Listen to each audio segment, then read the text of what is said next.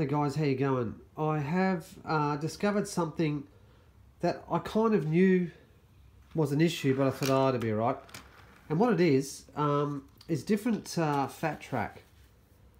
And it must be that certain track is, built in either America or England, and different years that it was built. So here's an example.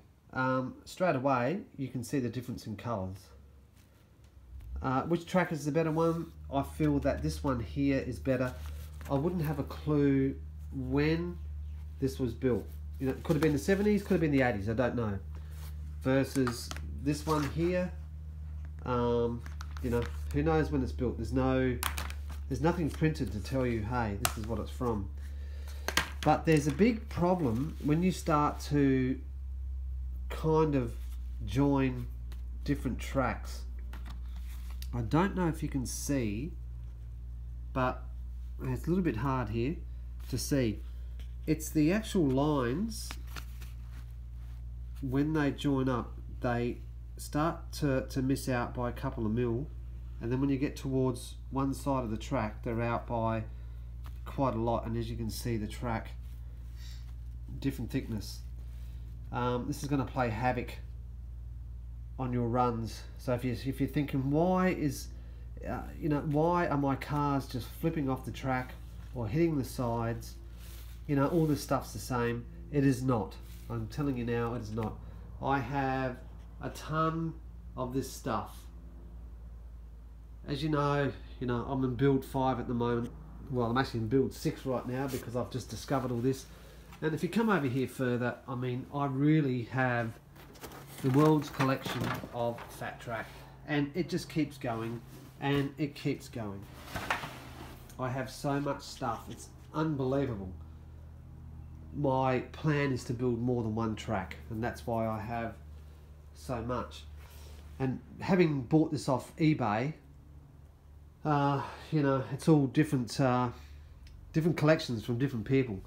So I'm starting to discover a lot.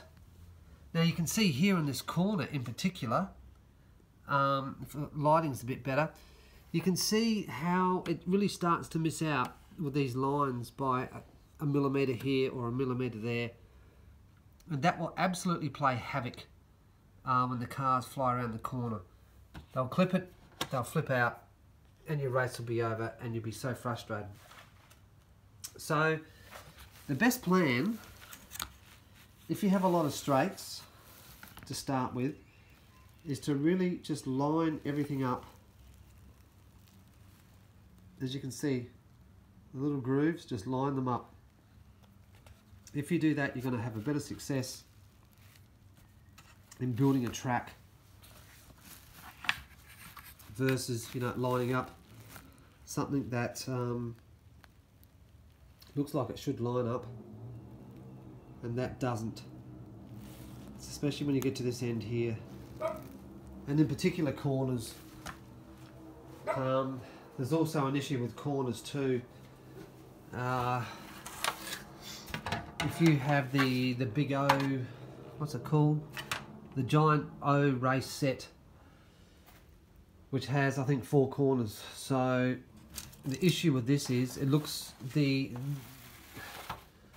this 270 degrees track looks exactly the same, and you can tell the difference because it has different connectors than the old standard connectors. These ones are so frustrating. You've got to put a rubber band in there, and it is so frustrating versus these where they just clip in and you're done. You go, wow, I'm sorted. But the problem with this, if you want to use this as a as a bank or a corner, is when you go to connect your straight, the angle of your departure is just going to be so great and so radical that you're not going to be able to flatten it out, and that's what you want to do.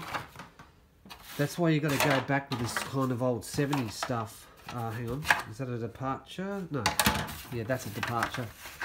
That's where you've got to go back with the old sort of 70s departure, because it gives you a gentler push out.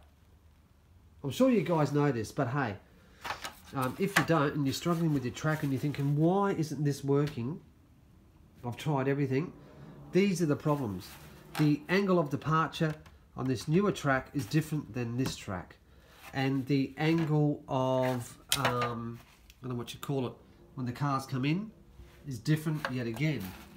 The angles are different. It's subtle, but it's enough to throw the whole track out and destroy your whole race build. Hey, here's an example. Two pieces of track which you think, okay, come out of the same kit.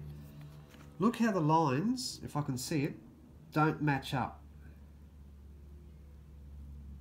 Can you see that? And what's going to happen is, when your car comes down, because they kind of get stuck in the groove, it's going to hit that and fling out. Now, while that might look good, it's not ideal if it's happening every second or third bit of racetrack. It's so subtle, but these grooves have a huge impact on the ability for these cars to race down.